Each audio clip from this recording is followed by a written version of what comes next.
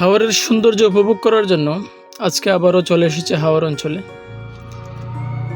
তো হাওর অঞ্চলের সবচেয়ে কমন একটি দৃশ্য, এই দৃশ্যটি হচ্ছে যেদিকে তাকাবেন আপনি ফসলি জমির পাশাপাশি বিভিন্ন জায়গায় রশি দিয়ে বাঁধা গবাদি পশু দেখতে পাবেন। হাওর অঞ্চলের মানুষের আয়ের অন্যতম একটি উৎস বলতে পারেন এই গবাদি পশু।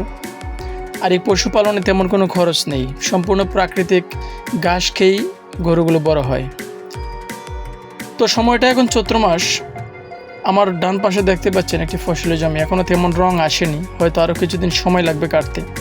ইতিমধ্যে কিছু জমি কাটা হয়েছে, যেগুলো একটু আগেভাগেই চারা রোপণ করা হয়েছিল। দেখতে পাচ্ছেন আমার হাতের বাম পাশের জমিটা রয়েছে, এটা কাটা হয়েছে। আর ডান পাশে এবং সোজা যেদিকেই তাকাবেন বেশিরভাগই এখনও সবুজ, এখনও ঠিকমতো ধান পাকেনি, হয়তো আর কিছুদিন সময় লাগবে।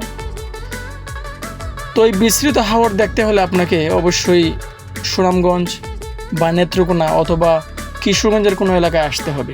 এই তিনটা জেলায় মূলত বড় বড় হাওর রয়েছে, যে হাওরগুলোতে মূলত একটি ফসল করা হয়, সেটা হচ্ছে ধান। এছাড়া দ্বিতীয় কোনো ফসল করা হয় না, করা যায়ও না। আপনারা জানেন জ্যৈষ্ঠ মাস আসার সাথে সাথেই পানিতে একদম তলিয়ে যায় এই হাওরগুলো, একদম সমুদ্রে পরিণত হয়। তো যার কারণে এই হাওর অঞ্চলের মানুষের একটি ফসল নিয়েই খুশি থাকতে হয়, দ্বিতীয় কোনো ফসলের ব্যবস্থা নেই। তো যা বলছিলাম, হাওর অঞ্চলের কমন একটি দৃশ্য হচ্ছে গবাদি পশু। এই পশুগুলোকে বাড়তি কোনো খাবার খাওয়ানোর প্রয়োজন নেই, হাওরের ন্যাচারাল ঘাস খেয়েই তারা বড় হয়। হাওরের গরুর মূলত দামও বেশি, কিন্তু তেমন একটা বড় হয় না, কারণ এদেরকে হাইব্রিড জাতীয় কোনো খাবার দেওয়া হয় না। তবে এই গরুগুলো সম্পূর্ণ প্রাকৃতিকভাবেই বড় হয়। যারা কিনে তারা বুঝে শুনে কিনে, তারা অনেক লাভবান হয়। ধন্যবাদ সবাইকে ভিডিওটি শেষ পর্যন্ত দেখার জন্য।